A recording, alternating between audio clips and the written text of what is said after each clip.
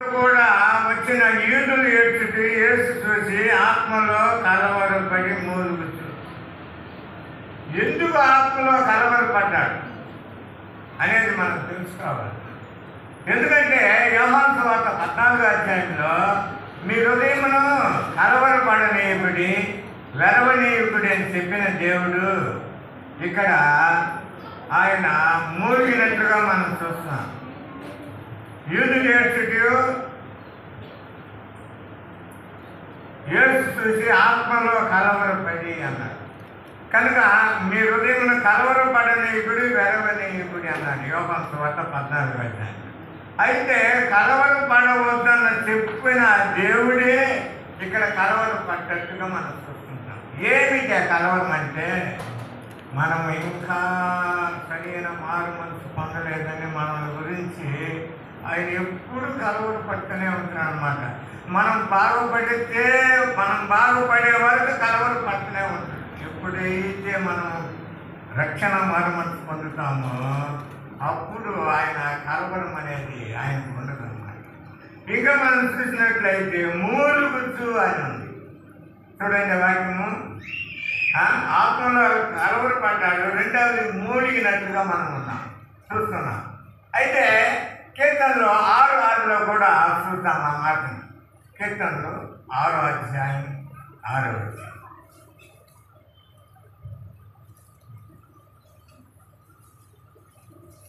6వ అధ్యాయం 6వ వచనం.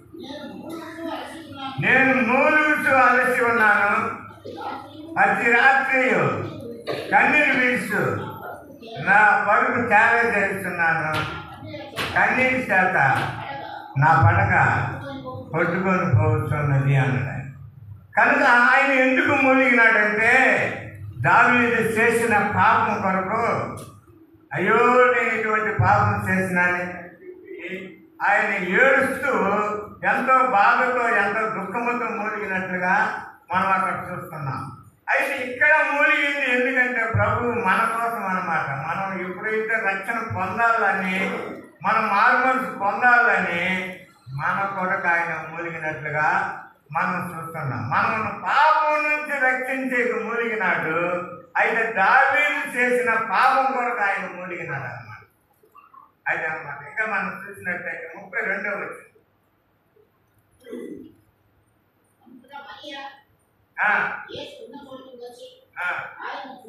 ఆయన చూసి ఆయన పాదముల మీద పడి, ప్రభువా నీవు ఇక్కడ ఉండి ఎడలా నా సహోదరుడు కావుకుండును అనేను. కనుక ఆ పాదముల మీద ఆ పద్ధతిలో మనం చూసుకుంటున్నాం. అయితే 35వ వచనం చూస్తే, 35వ వచనం, యేసు కన్నీళ్లు విడిచిన సారు. కనుక కన్నీళ్లు విడడానికి కారణమే, ఎందుకంటే ఆయన్ని కొట్టినప్పుడు కన్నీరు రాలేదు, ఆయన గడ్డమును పీకినప్పుడు కన్నీరు కార్చలేదు, కొరడాలతో కొట్టినప్పుడు కన్నీరు కార్చలేదు, పక్కలో బల్లెముతో పొడిచినప్పుడు ఆయన కన్నీరు కార్చరా. ఇక్కడ రాజు సమాజ్ దగ్గర ఈ బైబిల్ గ్రంథంలో 66 పుస్తకాలు 40 మంది భక్తులు రాసినారు. అయితే ఆ వాక్యం మటుకు చిన్నదన్నమాట. ఎందుకు కన్నీరు విడిచింది? లాజరేమన్న బంధువా, రక్త సంబంధ, లేకపోతే ఆయనతో పుట్టినవాడా? ఎందుకు కన్నీరు విడిచినాడంటే, మార్త మరియలు ఇద్దరు రక్షణ పొందినారు. అయితే 8 సార్లు బేతేన గ్రామాన్ని దర్శించినట్టుగా ఉంది, కానీ మరి ప్రభువు వచ్చేది చూసి వెళ్ళిపోతున్నాడు. ఎప్పుడు ప్రభువుని చూసినట్టుగా లేదు, ప్రభువును చూసే ఇష్టం లేదు ఆయనకి.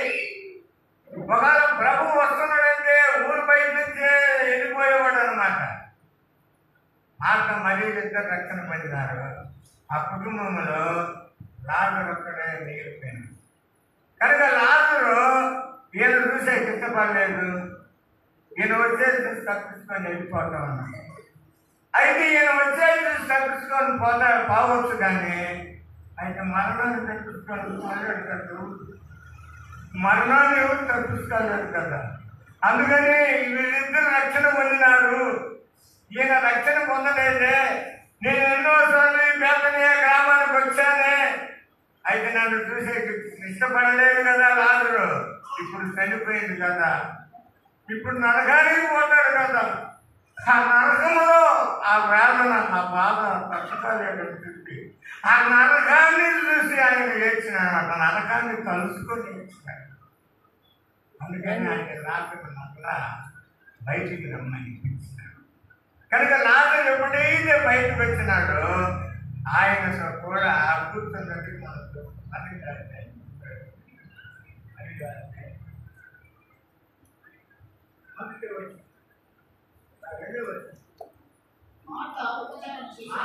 ఉపచారం చేసిన ఆయన కూడా కూర్చున్న వాడిలో ఒకడు.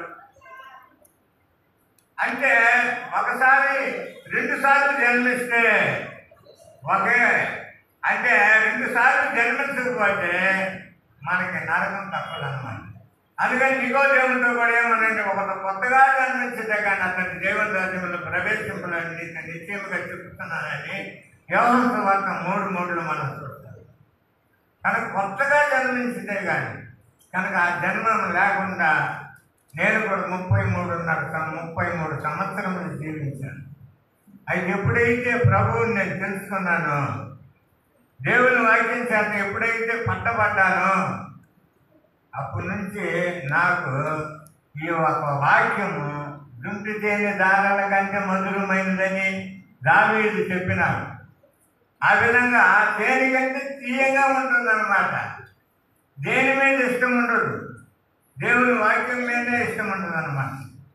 అన్ని ఇష్టాలు పోతే లోకంలో ఉన్న ఇష్టాలన్నీ అప్పుడు వస్తుంది అనమాట. ఇష్టం ఆ ఇష్టాలన్నీ మనలో ఉన్నప్పుడు మనకి ఇష్టం ఉండదు. బైబిల్ చదవాలంటే తలనొప్పి, బైబిల్ పట్టుకోవాలంటే చిరాకు, బైబిల్ మనం పడతాం.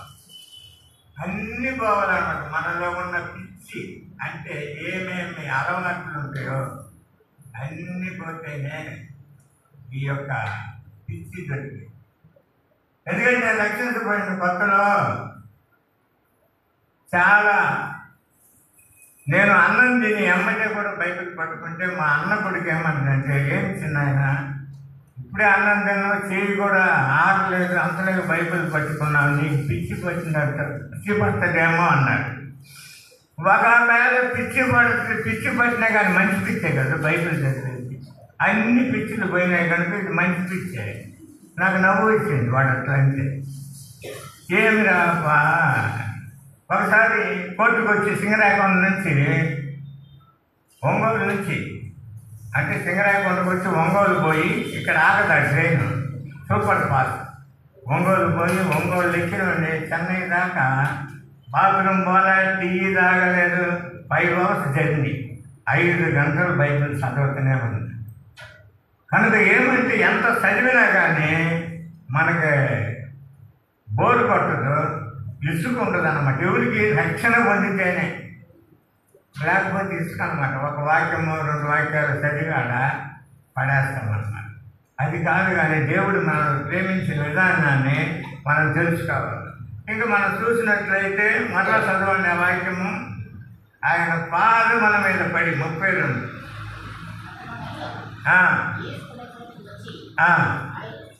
ఆయన చూసి ఆయన పాదముల మీద పడి చాలు, ఆయన పాదముల మీద పడి.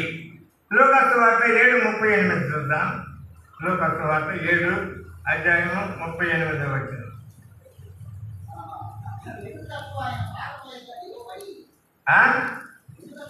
వెనుక తట్టు ఆయన పాదముల వద్ద నిలబడి ఏడ్చుతూ కన్నీళ్లతో ఆయన పాదములను తడిపి తన తల వెంట్రుకలతో తుడిచి ఆయన పాదములను ముద్దు పెట్టుకొని అత్తరు వాటికి పూసిన. ఎన్ని మాటలు ఉన్నాయంటే 8 మాటలు ఉన్నాయి. వెనక తట్టు నిలబడి ఏడ్చుతూ కన్నీళ్లతో ఆయన పాదములు తడిపి తల వెంట్రుకలతో తుడిచి అత్తరు పోసి పాదాలు ముద్దు పెట్టుకొనెను. 8 మాటలు ఉన్నాయి ఆ ఒక్క వాక్యములు, ఒక సెంటెన్స్లో. అయితే ఎందుకు వెనకపోయింది ఎవరైనా మనతో మాట్లాడాలంటే ముందుకు వచ్చి మాట్లాడు అంటాను. ఎందుకు పోయిందని ఆలోచన ఎక్కువ చేస్తాను అన్నమాట. నేను వాక్యం మీద వాక్య ధ్యానం అనేది వరకు బైబిల్ చదివితే చాలు, ఒక అధ్యాయం చదివినా నిదానంగా చాలా పర్ఫెక్ట్గా మనం బాగా చదివితేనే దేవుడు మనతో మాట్లాడాడు. ఎందుకు పోయింది ఈమె వెనక్కి అని ఆలోచన చేసినప్పుడు దేవుడు వాక్యం చూపించినాడు. చూడండి, నిర్గమకాండం 33:20. 33:20.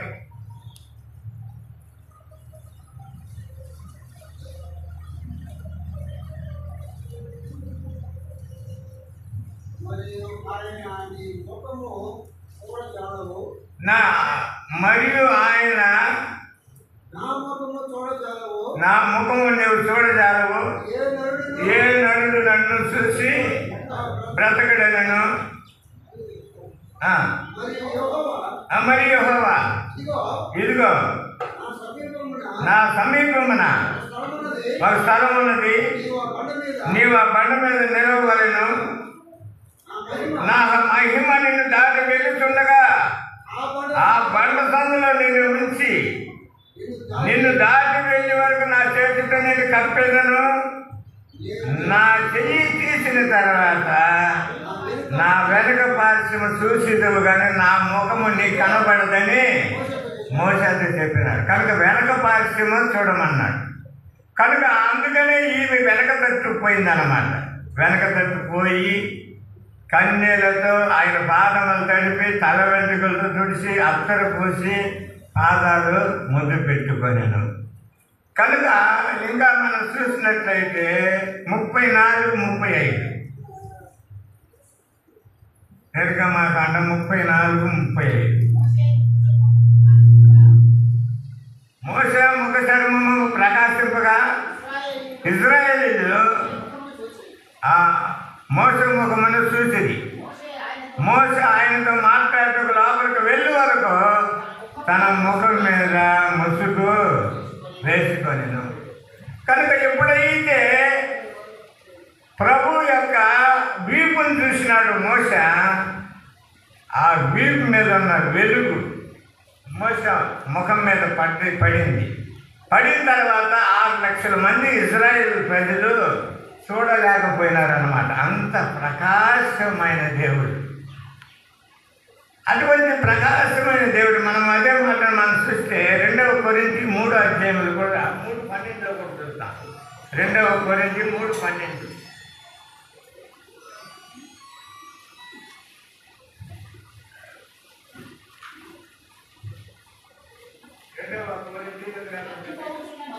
అగ్గిపోతున్న మహిమ యొక్క అంతము ఇశ్రాయేలు తేర చూడుకున్నట్లు మోషే తన ముఖం మీద ముసుగు వేసుకొనెను. కనుక ఆ ముసుగులో నుంచి కూడా వెలుగు వస్తుంది దేవుడికి, ఇశ్రాయేలు ప్రజలకి. ముసుగు వేసుకున్నా కానీ వాళ్ళు చూడలేకపోతున్నారు.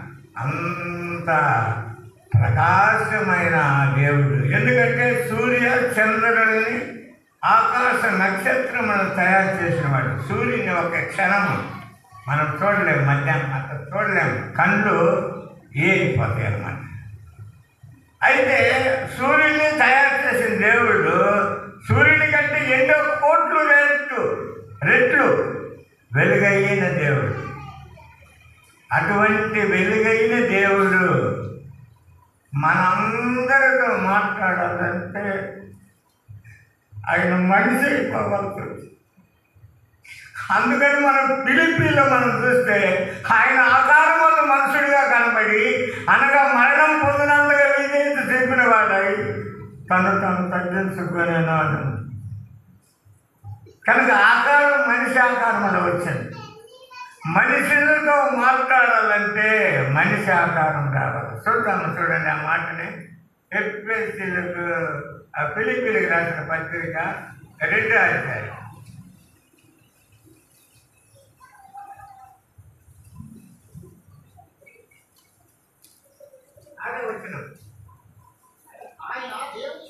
ఆయన దేవుని స్వరూపం గలవాడై ఉండి దేవునితో సమానముగా ఉండుట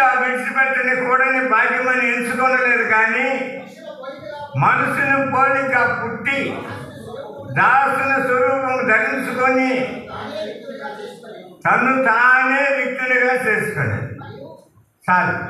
కనుక ఆయన రిక్తుడు అనే మాట నేను రక్షించబడిన కొత్తలు నాకు అర్థం కాదన్నమాట. రిక్తుడు అంటే వస్త్రాలు కూడా లేనివాడు. ఆయన సిలువ వేసేటప్పుడు ఆయన బట్టలు పంచుకున్నాడు అన్నమాట. ఆయన వస్త్రాలు కూడా తీసుకున్నాడు. మన కొరకు ఎన్ని కష్టాలు పడి నా హృదయంలో బాణములాగా దూసుకుపోయినాయి అన్నమాట ఆ మాటలన్నీ కూడా. అందుకనే నా బంధువులు చచ్చిపోతే నాకు ఏడుపు రాదు, మా రక్త సంబంధులు చచ్చిపోతే నాకు ఏడుపు రాదు, నేను ఎప్పుడు చనిపోయిన ఏడవను. అయితే దేవుడు నా కొరకు ప్రాణం పెట్టినాడు. ఆ యొక్క మాట తలుచుకుంటే నా హృదయం నీరైపోదు. అంత భయంకరమైన పాపంలో జీవించిన నన్ను ప్రేమించినాడు, ఆయన బిడ్డగా చేసుకున్నాడు. 33 వయసులో నేను రక్షణ పొందాను. 33 వయసులో ప్రభు యొక్క పరిస్థితి ఆగిపోయింది. నేను చిన్నప్పుడు కనిగిరిలో నేను చదువుకునేటప్పుడు నాకు 12-13 వయసు ఉంటుంది. నాకు ట్యాక్స్ పత్రికలు పంచుతారు కదా మన క్రైస్తవులు. ఆ క్రైస్తవులు పత్రికలు పంచితే ఒక పత్రిక నాకు ఇచ్చినారు. అది ఎంత చదివినా కానీ నాకు అర్థం కాదు. దాన్ని ఏం చేసినంటే నవ్విలి మింగేసినాడు. ఆ ట్రాక్స్ని నవ్విలి మింగిన, బులిగా నవ్విలి మింగిన. అయితే నేను రక్షణ పొందిన తర్వాత బైబిల్లో ఆ వాక్యాలు నాకు చూపిస్తూ వచ్చినట్టు దేవుడు. యేసుకేలు గ్రంథము 3:2. యేసుకేలు 3:2.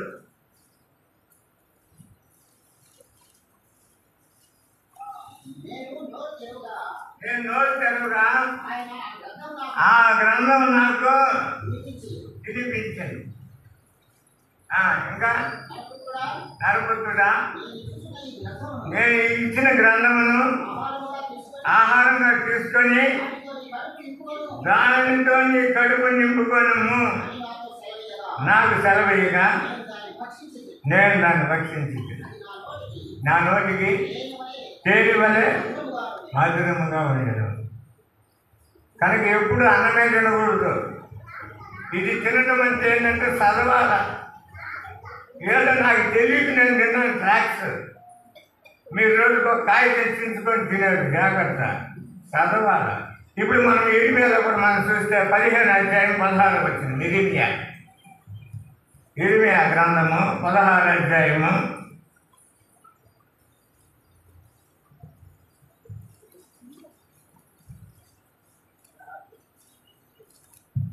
16 వచ్చిన 15-16. నీ మాటలు నాకు దొరకక నేను వాటిని భుజించి తిని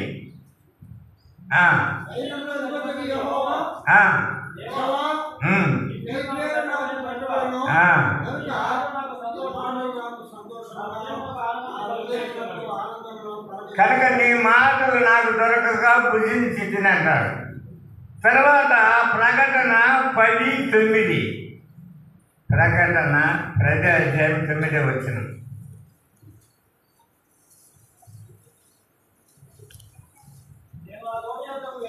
నేను ఆ దోటి వద్దకు వెళ్ళి ఆ చిన్న పుస్తకమును నాకు ఇమ్మని అడుగుగా ఆయన తీసుకొని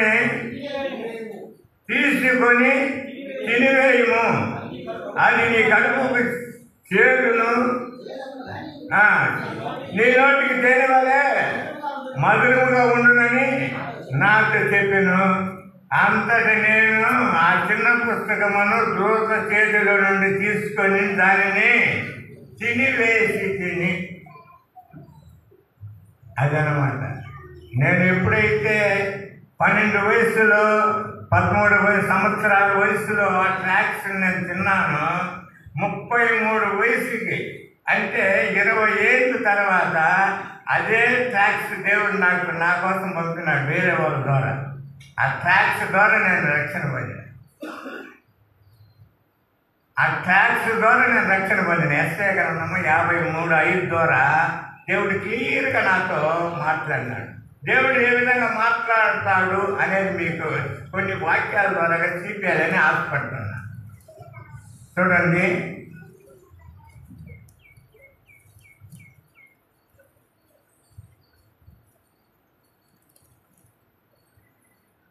ఇప్పుడు ఆ వాక్యము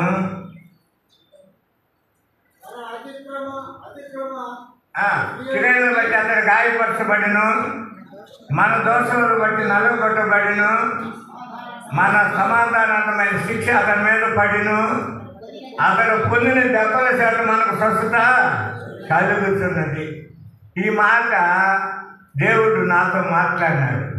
నువ్వు తప్పు చేసినావు, నువ్వు కందుకూరులో నువ్వు బంగారు తీసుకుపోయినావు, 10 తులాల బంగారు, నిన్ను పోలీసులు పట్టుకొని నిన్ను కొట్టినారు, నువ్వు తప్పు చేసినావు కనుక నిన్ను కొట్టినారు.